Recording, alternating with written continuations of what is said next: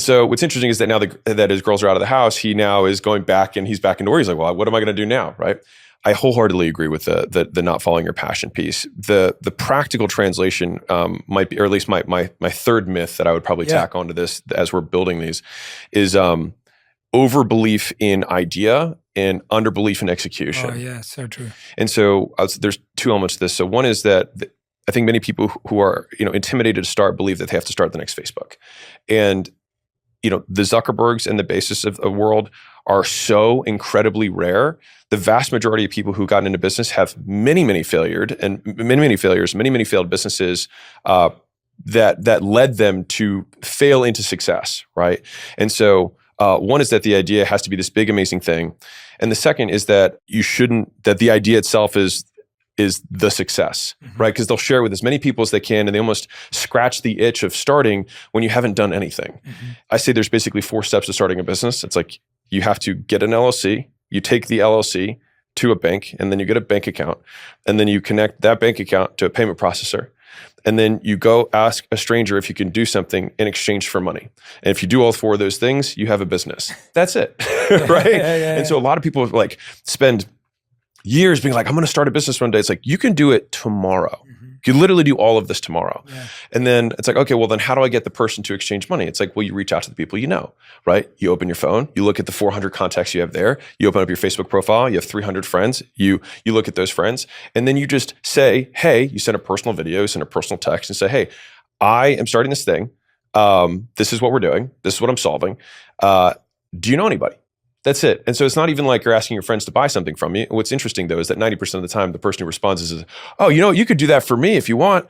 But that just gives you the easiest way that costs $0. And because we're all connected with the internet and phones, it's like the barrier to entry has never been lower than it is now. It's just the problem is that the barrier to distraction is even lower.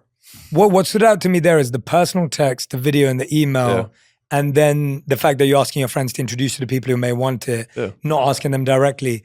That first part, the amount of emails I get, and I'm sure you get as well, of people pitching their services to you, but none of them are personalized.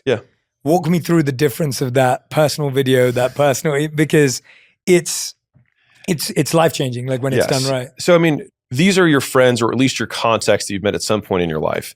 And so trying to recall when you met that person, literally just stating their name and asking that it's, hey, I'm going to be doing this. And I would say consistency is the currency of credibility.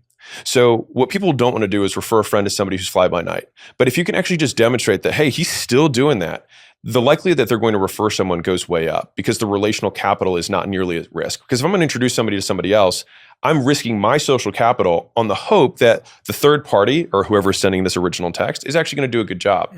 And so you can also include a little bit of risk reversal in that, which is like, hey, I'm doing the first 10 for free.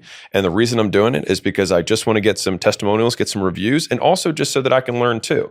And I think just being really upfront and being really honest about it makes the stakes feel a lot easier. And so then those first 10 people, you do exactly that. And the thing is that you're going to be better off than they will. For those of you who are like, I don't want to work for free. It's like, you're not working for free. You're earning and then you're learning and then you're earning. And so we got to go through the learn phase first. And the best way to do it is people who aren't direct connections of yours, maybe one step removed. And then at that point, they're going to give you very real feedback. And if you do a good job, then after a certain point, my goal is to get people to basically shift supply demand in their favor. Like I'd say the two laws of business that I am the most moved by are supply and demand, which is this X here, and then leverage. So that's a fulcrum for leverage. And so I see those as the two biggest forces in business. And so I want to create artificial demand for somebody who's starting out by just saying, we'll do a lot of stuff for free. And then what happens is when you have no more time to give, and if people still want you to do stuff, and you say, hey, I can't take any more people. If you want, you can pay. And people are like, yeah, that's fine. And then boom. And then you make your first sale.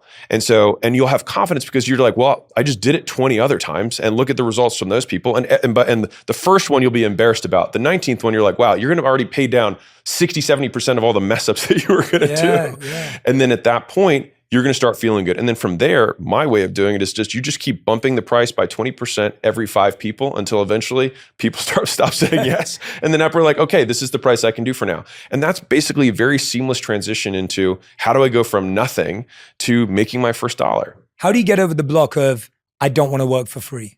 I actually think